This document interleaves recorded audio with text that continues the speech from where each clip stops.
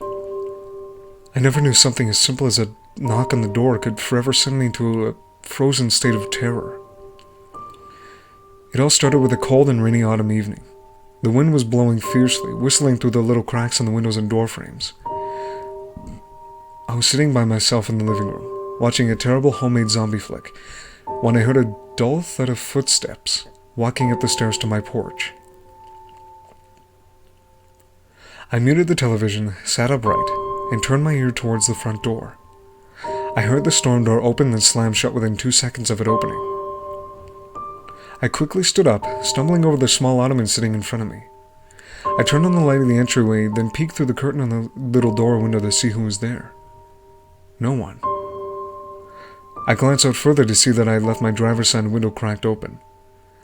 I cursed under my breath and grabbed my keys from the side table and ran outside to my car. I quickly rolled my window up, then ran back into the house, soaking wet. I hastily shut the front door, as to not let any heat escape. As soon as it latches, the knocking begins again. Annoyed, I sigh, thinking I forgot to latch the storm door. I turn the knob, ripping the door open when I see a child standing in front of me on the porch. Startled, I gasp loudly, clutching my chest. The child, a girl no older than 10 years, stood on my porch in a raincoat, looking down to the floor. "Are you all right?" She says nothing. I take a step closer to her. "Hey, can I help you with something?" I'm starting to panic inside a little, because something seems terribly off about this girl. Then I notice she's completely dry. Not a single drop of rain has touched her coat. I look around to see that my porch is flooded where the wind had blown the rain against my house. Even if she had been on my porch this whole time, she still would have been drenched. I stand there, staring at this child who wouldn't even look at me. "Little girl, please answer." May I borrow your phone? Her voice is calm and kind of deep. She never takes her eyes off of the ground. I inhale sharply, surprised by her sudden question. I weakly ask, "Who do you want to call? Do you need the police? Your parents? Who?" I'm trying to stay calm, but my voice is shaking. Something is terribly wrong, but I can't figure it out. The girl stands very still and starts sniffling. May I come in? It's so cold. Do you have any food? I stare at the girl, confused by her monotone voice. I don't feel comfortable letting her inside my house. I feel bad because she's a child, but something about her terrifies me. I tremble. What is your name? Where do you live?" The rain suddenly stops, like turning off a faucet. The wind stops, also, making the neighborhood 20 times quieter.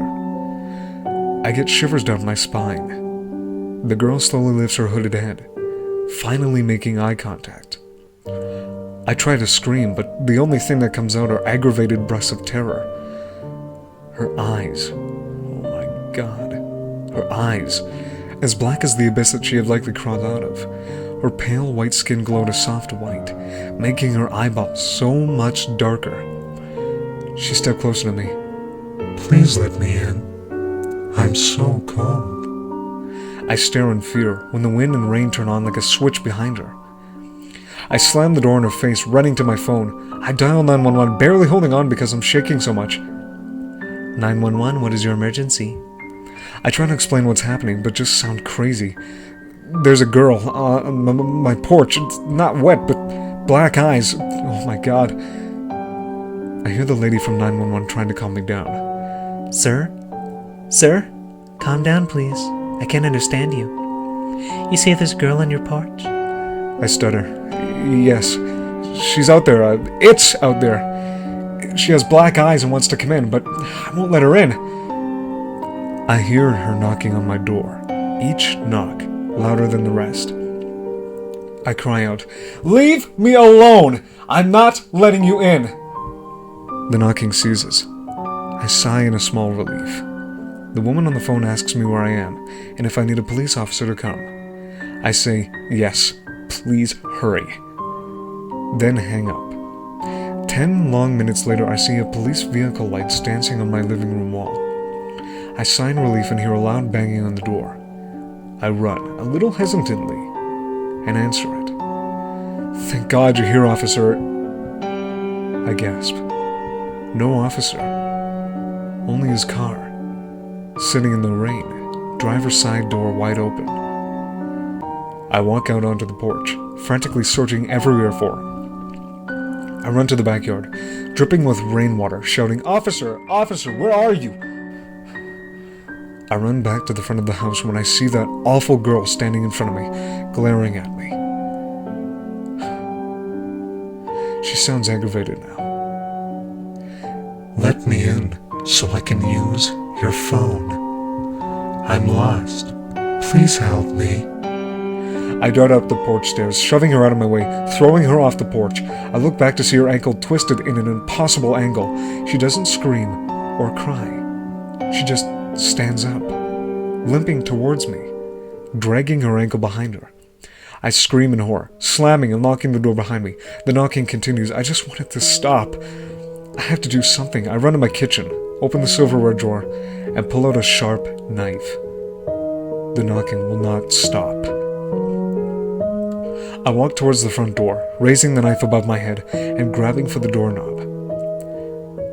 I quickly open the door to see the officer standing in front of me, his gun drawn, pointing at me. Out of instinct, he fires, shooting me in the chest. I drop the knife and fall to the ground. He enters the door and kneels beside me, yelling into his radio that he needs backup and an ambulance. He puts pressure on my chest as the blood pours out of me. I look behind him to see that black-eyed girl standing directly behind him, looking down at me, smiling with her sharp teeth glistening. I'm choking on my own blood at this moment, gasping in terror. My eyes widen. They never close again. The last thing I ever see is that girl, and her harshly blackened eyes, smiling down at me like she just won a prize.